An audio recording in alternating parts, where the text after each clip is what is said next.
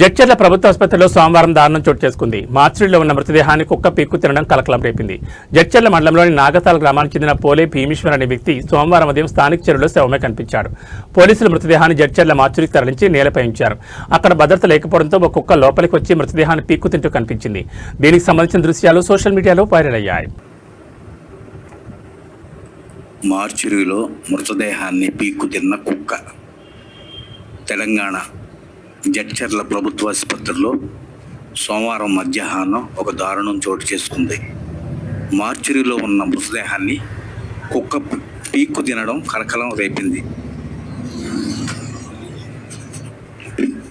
జడ్చర్ల మండలంలోని నాగసాల గ్రామానికి చెందిన పోలే భీమేశ్వర్ 32 సంవత్సరాల వ్యక్తి సోమవారం ఉదయం స్థానిక చెరువులో శవమై కనిపించాడు.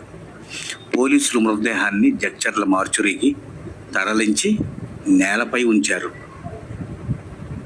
అక్కడ సరైన భద్రత లేకపోవడంతో ఒక కుక్క లోపలికి ప్రవేశించి మృతదేహాన్ని పీక్కు తింటూ కనిపించింది. దీనికి సంబంధించిన దృశ్యాలు సోషల్ మీడియాలో వైరల్ అయ్యాయి.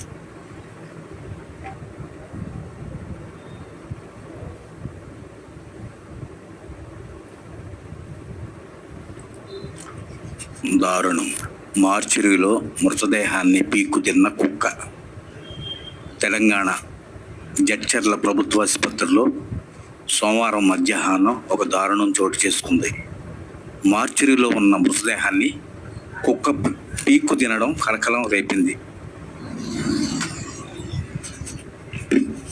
జడ్చర్ల మండలంలోని నాగసాల గ్రామానికి చెందిన పోలే భీమేశ్వర్ 32 సంవత్సరాల వ్యక్తి సోమవారం ఉదయం స్థానిక చెరువులో శవమై కనిపించాడు.